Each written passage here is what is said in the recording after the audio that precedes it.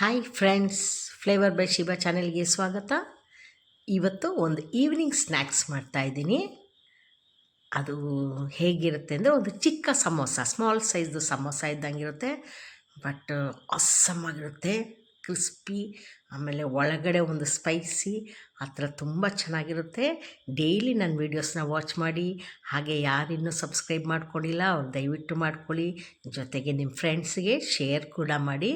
ನೋಡಿ, ಒಂದು small ಸೈಜ್ದು samosa fry ಆಗ್ತಾ ಇದೆ ಆಯಿಲಲ್ಲಿ. ಚೆಂದ ಕ್ರಿಸ್ಪಿ ಇರುತ್ತೆ. ಇದ್ರ ಜೊತೆಗೆ ಒಂದು ಕಾಫಿ ಇಟ್ಕೊಂಡು ಈವ್ನಿಂಗ್ ನೀವು ಇದನ್ನು ತಿಂದರೆ, ಒಂದು 2 ತಿಂದರೆ ಸಾಕು, ಒಂಥರ ಒಂದು ಸ್ಯಾಟಿಸ್ಫ್ಯಾಕ್ಷನ್ ಇರುತ್ತೆ. ಇದು ಹೇಗೆ ಮಾಡೋದು ಅಂತ ಹೇಳ್ಕೊಡ್ತೀನಿ. ಇದು ಬೇಯಿಸಿದಂಥ ಬಟಾಣಿ, ಬೆಂದಂಥ ಬಟಾಣಿ ಇದು. ಇದರಲ್ಲಿ ನಾನು ಸ್ವಲ್ಪನೇ ತೊಗೊಳ್ಳೋದು, ಅರ್ಧ ತೊಗೊಳ್ತೀನಿ ಅಷ್ಟೇ. ಒಂದು ಪೊಟೆಟೊ, ಒಂದು ಆಲೂಗಡ್ಡೆನ ಬೇಯಿಸ್ಬಿಟ್ಟು ಪೌಡ್ರ್ ಮಾಡಿ ಇಟ್ಕೋಬೇಕು. ಈಗ ಬಾಣಲಿಲಿ ಸ್ವಲ್ಪ ಎಣ್ಣೆ ಹಾಕಿ, ಎಣ್ಣೆ ಬಿಸಿ ಆಗಲಿ. ಬಿಸಿ ಆದ ನಂತರ 2 ಹಸಿಮೆಣಸಿನ್ಕಾಯಿ, ಗ್ರೀನ್ ಚಿಲ್ಲಿನ ಸಣ್ಣ ಸಣ್ಣದಾಗಿ ಚಾಪ್ ಮಾಡಿ ಹಾಕಿದ್ದೀನಿ. ಅದಾದಮೇಲೆ ಒಂದು ಆನಿಯನ್ನ ಸಣ್ಣದಾಗಿ ಚಾಪ್ ಮಾಡಿ ಹಾಕಿ, ಈರುಳ್ಳಿ, ಅದ್ರ ಜೊತೆಗೆ ಚೆಂದ ಒಂಚೂರು ಬಾಡಿದಂಗೆ ಆಗಲಿ. ಹಂಗಾಗೋ ಟೈಮಲ್ಲಿ ಕರ್ಬೇವಿನ ಸೊಪ್ಪು ಹಾಕಿ ಅದನ್ನು ಸಣ್ಣದಾಗಿ ಕಟ್ ಮಾಡಿ ಹಾಕ್ಕೊಳ್ಳಿ. ಅದಷ್ಟು ಒಂದು ಜೊತೆ ಸೇರಿ ಬರುವಾಗ ಒಂದು ಅರ್ಧ ಸ್ಪೂನು ಗರಂ ಮಸಾಲ ಹಾಕ್ಕೊಳ್ಳಿ. ಗರಂ ಮಸಾಲ ಹಾಕ್ತಾಯಿದ್ದೀನಿ, ಒಂದು 1/2 ಸ್ಪೂನ್ ಸಾಕು.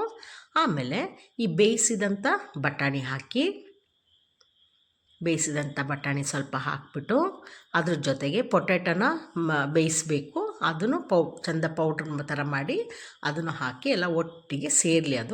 ಅದಕ್ಕೆ ರುಚಿಗೆ ತಕ್ಕಷ್ಟು ಉಪ್ಪು ಹಾಕ್ಕೊಳ್ಳಿ.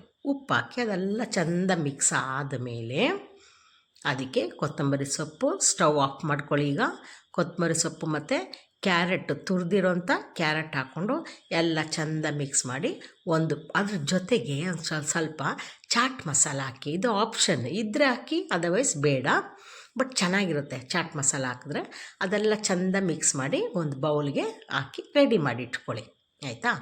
ಈಗ ಮೈದಾ ಹಿಟ್ಟು ಒಂದು ಕಪ್ ತೊಗೊಂಡಿದ್ದೀನಿ. ಅದಕ್ಕೆ ಚಿಲ್ಲಿ ಫ್ಲೇಕ್ಸ್, ಇದು ಒಣಮೆಣಸಿನ್ಕಾಯ್ದು ತರಿ ಪೌಡರು, ಆಮೇಲೆ ಕೊತ್ತಂಬರಿ ಸೊಪ್ಪು, ಸ್ವಲ್ಪ ಉಪ್ಪು, ಮೈದಾ ಹಿಟ್ಟು, ಚಿಲ್ಲಿ ಫ್ಲೇಕ್ಸು, ಕೊತ್ತಂಬರಿ ಸೊಪ್ಪು, ಉಪ್ಪು, ಒಂದು ಸ್ವಲ್ಪ ಆಯಿಲ್ ಹಾಕಿ.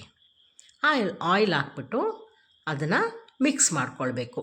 ಎಲ್ಲ ಮಿಕ್ಸ್ ಆದಮೇಲೆ ಈಗ ವಾಟರ್ ಹಾಕಿ, ಎಷ್ಟು ಬೇಕಷ್ಟು ಹಾಕಿ ಚಪಾತಿ ಹಿಟ್ಟು ಥರ ಚೆಂದ ಮಿಕ್ಸ್ ಮಾಡಿ ಇಡಿ, ಆಯಿತಾ. ಈ ಥರ ಮಿಕ್ಸ್ ಮಾಡ್ಕೊಳ್ಳಿ. ಸಮಯ ಏನು ಬೇಡ, ಇಡಬೇಕು ಅಂತಿಲ್ಲ. ಈಗ ಚಪಾತಿ ಥರ ಸ್ವಲ್ಪ ದೊಡ್ಡದಾಗಿ ಒತ್ಕೊಳ್ಳಿ.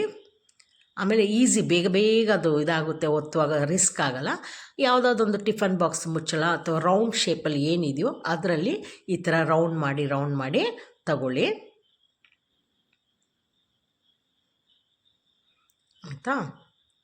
ನೀಟಾಗಿ ರೌಂಡ್ ಮಾಡ್ಕೊಂಬಿಡಿ. ಸುಮಾರಾಗುತ್ತೆ. ಒಂದು ದೊಡ್ಡ ಚಪಾತಿ ಥರ ಮಾಡಿದ್ರೆ ನಮಗೆ ಕಡಿಮೆ ಅಂದರೂ ಒಂದು 7-8 ಆಗ್ತದೆ.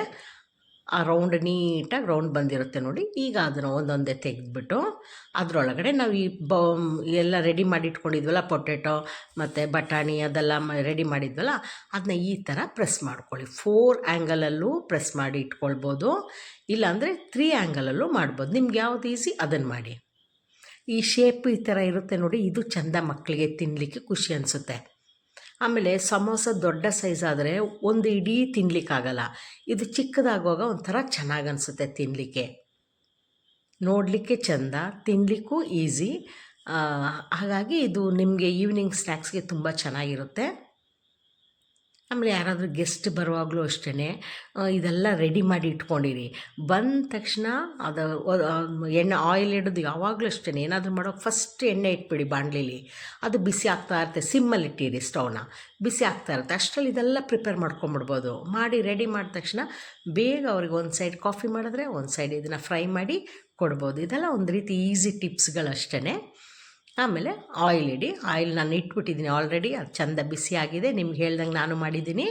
ಅದಾದಮೇಲೆ ಇದನ್ನು ಎಲ್ಲವನ್ನು ಹಾಕ್ಬಿಟ್ಟು ಸಿಮ್ಮಲ್ಲಿಡಿ, ಸ್ಟವ್ನ ಸಿಮ್ಮಲ್ಲಿಡಿ. ಫಸ್ಟು ಚೆಂದ ಬಿಸಿ ಆಗಬೇಕು ಆಯಿಲ್, ಇಲ್ಲಾಂದರೆ ಅದು ಒಂದರೆ ಅಡಿ ಹಿಡಿಯುತ್ತೆ, ಇಲ್ಲಾಂದರೆ ಆಯಿಲ್ನ ಜಾಸ್ತಿ ಹಿಡ್ಕೊಂಬಿಡುತ್ತೆ. ಹಾಗಾಗಿ ಚೆಂದ ಎಣ್ಣೆ ಬಿಸಿ ಆದಮೇಲೆ ಇದನ್ನೆಲ್ಲ ಹಾಕ್ಬಿಟ್ಟು ಸಿಮ್ಮಲ್ಲಿಡಿ. ಸಿಮ್ಮಲ್ಲಿಟ್ಬಿಟ್ಟು ಆಚೆ ಈಚೆ ಫ್ರೈ ಮಾಡ್ಕೊಳ್ಳಿ, 2 ಸೈಡು ಫ್ರೈ ಮಾಡ್ಕೊಳ್ಳಿ. ನೋಡಿ. ಆಮೇಲೆ ಉಲ್ಟಾ ಮಾಡ್ಕೊಳ್ಳಿ, ಉಲ್ಟಾ ಮಾಡಿ ಉಲ್ಟಾ ಕೂಡ ಫ್ರೈ ಆಗಲಿ, ಎರಡು ಚೆಂದ ಫ್ರೈ ಆಗಿ ಬರುತ್ತೆ. ನಮಗೆ ಈ ಥರ ಏನಾದರೂ ಕೆಲಸಗಳು ಮಾಡ್ಕೊಳ್ತೀವಿ ನೋಡಿ. ಫ್ರೈ ಆಗಿ ಎಷ್ಟು ಚೆನ್ನಾಗಿ ಬಂದಿದೆ, ರೆಡಿ ಆಯಿತು. ಸ್ಮಾಲ್ ಸೈಜ್ ಸಮೋಸ ರೆಡಿ ಆಯಿತು. ಈ ಥರ ಎಕ್ಸ್ಟ್ರಾ ಕೆಲಸಗಳೆಲ್ಲ ಮಾಡಿ ಬರುವಾಗ ಹಿಟ್ಟೆಲ್ಲ ಆಚೆ ಈಚೆ ಆಗುತ್ತೆ, ಸ್ಟೌವಲ್ಲಿ ಎಣ್ಣೆ ಬೀಳುತ್ತೆ, ಹಂಗೆಲ್ಲ ಇರುವಾಗ ಇಮಿಡಿಯೇಟಾಗಿ ಕ್ಲೀನ್ ಮಾಡ್ಕೊಂಬಿಡ್ಬೇಕು ಸ್ಟವ್ನೆಲ್ಲ.